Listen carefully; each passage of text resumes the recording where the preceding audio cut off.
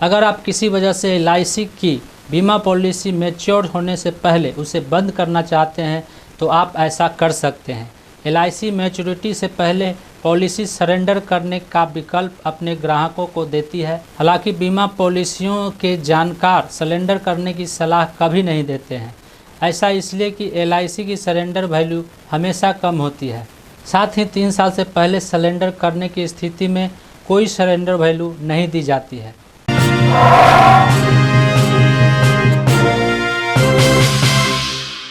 नमस्कार, मेरा नाम है मंटन और आज के इस संदेश में हम बात करेंगे लाइफ इंश्योरेंस पॉलिसी कैंसिल कैसे करें और कैंसिल करने पर जमा किया गया प्रीमियम में से कितना रकम वापस मिलेगा।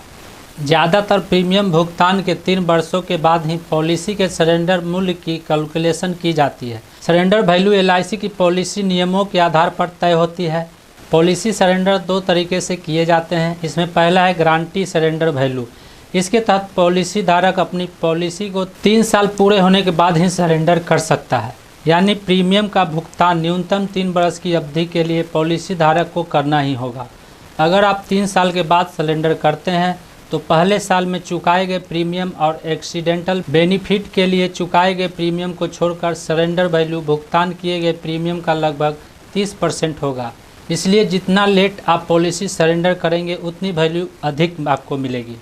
पॉलिसी सरेंडर करने का दूसरा तरीका है स्पेशल सरेंडर वैल्यू।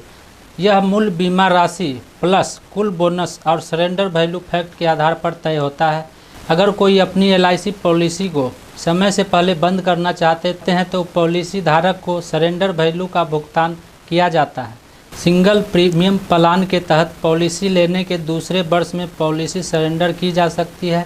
पॉलिसी लेने के पहले वर्ष में पॉलिसी सरेंडर कभी नहीं की जा सकती है। वहीं लिमिटेड पीरियड और रेगुलर प्रीमियम प्लान के तहत आमतौर पर अलग अलग पॉलिसी सरेंडर के नियम और शर्तें अलग अलग होता है। लेकिन सामान्य तौर पर यदि पॉलिसी 10 वर्ष या उससे कम की है तो पॉलिसी सरेंडर की अवधि 2 वर्ष है।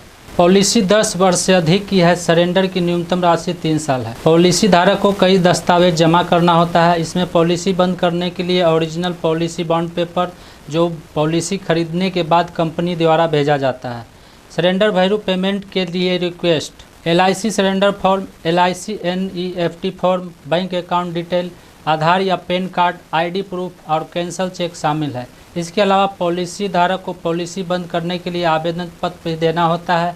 तो पॉलिसी बंद करने के बारे में यह जानकारी आपको कैसा लगा, नीचे कमेंट में हमें ज़रूर बताइएगा। यदि आप इस संदेश को YouTube पर देख रहे हैं तो चैनल को सब्सक्राइब जरूर कीजिएगा और यदि इस संदेश को आप Facebook पर देख रहे हैं तो पेज को लाइक ज़रूर कीजिएगा।